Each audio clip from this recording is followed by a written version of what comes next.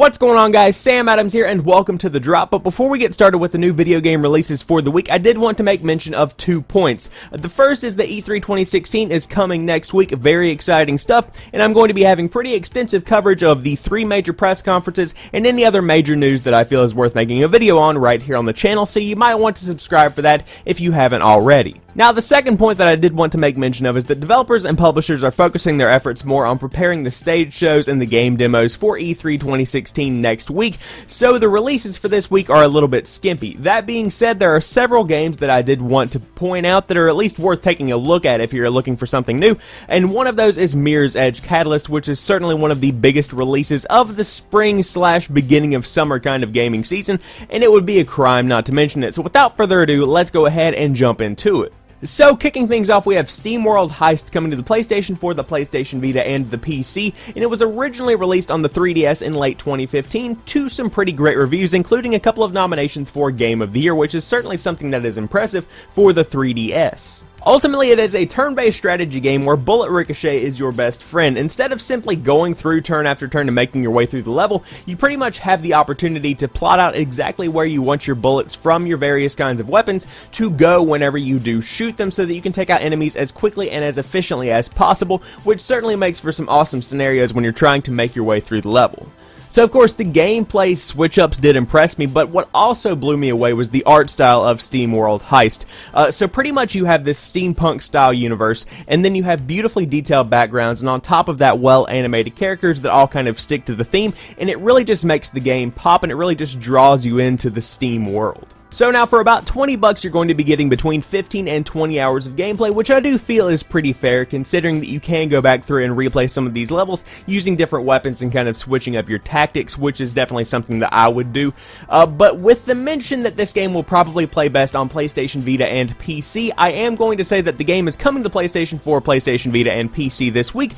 and is already available on the 3DS where it launched last year, but it's certainly one worth checking out if you're looking for a little game to hop into, or if you're a longtime fan of the SteamWorld games as well. Next up, we have Sherlock Holmes, the Devil's Daughter coming to the PlayStation 4, the Xbox One, and the PC, and the only thing that is lower than my expectations for this game is my interest in actually playing this title. It is a $50 game, so it is pretty much a full release in the world of gaming. You know, you got $50 games and you got $60 games, and $50 isn't just chunk change to throw around. And it did get a post on the PlayStation blog, so I thought that it would be criminal not to at least mention it here on the drop. So that being said, since I am so unenthused by this title, and I know that anything I wrote would be completely fake and a lie, then I thought that I would go ahead and read what the Steam page did have to say about the title instead of trying to come up with something on the fly. So, for those interested in the title, Sherlock Holmes, the Devil's Daughter is a fantastic adventure with unique gameplay that blends investigation, action, and exploration for an extraordinary experience that will test the limits of your nerves and intelligence.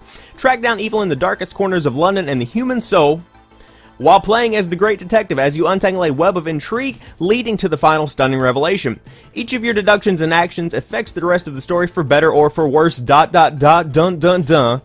Play as Sherlock Holmes and use his extraordinary abilities to progress through the adventure, freely explore several of the city's neighborhoods in search of clues and suspects, interrogations, combat, chases, infiltration, discover a game that is unlike any other. So if that sounds like something you might be interested in, it is coming to the PlayStation 4, Xbox One, and PC, but I would recommend checking out some gameplay because the frame rate,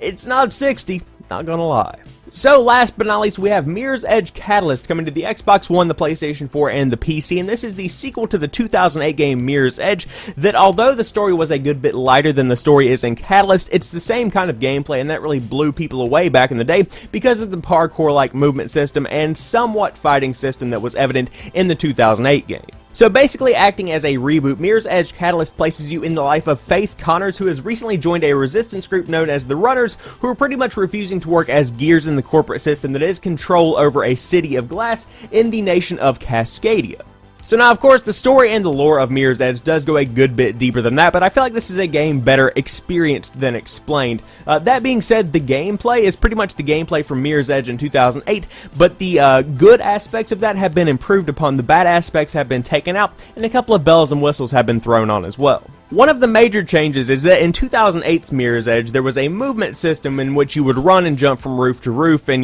throughout the city and whatnot, kind of running from your pursuers. And then there was a fighting system that also included some gunplay here and there that pretty much, it was almost like you were hitting a wall. It really killed the momentum of the game whenever you did have to fight someone, which is why a lot of people tended to avoid it and stuck to running around walls and avoiding as much as you possibly could with confrontations. That being said, the developers took note of that, and they've pretty much incorporated the fighting system into the movement system itself to make for a more fluid gameplay experience. Now, unlike the original Mirror's Edge, this game is completely open world and it allows the player to roam around the city of glass freely no matter what district you're in. It's pretty much just an open world, explorative kind of game with a story based around it.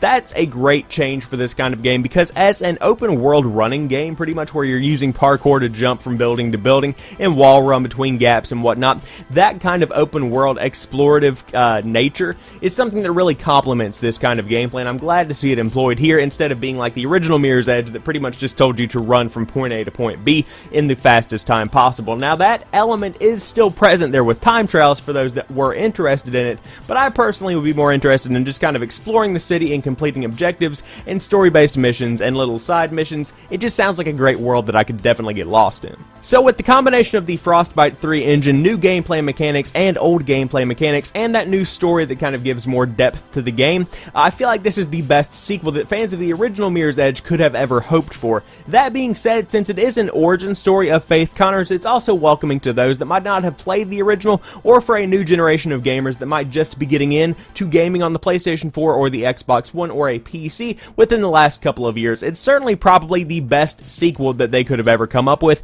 and I feel like this is the best option for what could have happened to Mirror's Edge in the long run. So there you guys have it. Hope you've enjoyed this video. If you did, drop me a like down below, and be sure to hit that subscribe button, share this channel with your friends if you do enjoy the content, and if you happen to be new, check out some of those other videos because I do upload new stuff like 3 days a week, and I stream live on Twitch when I can, and definitely every single Saturday night. And of course, links for social media and all of the stuff that I just mentioned are in the description box down below. But as for right now, I want to thank each and every one of you guys for watching this particular video. I'll talk to you soon. Peace.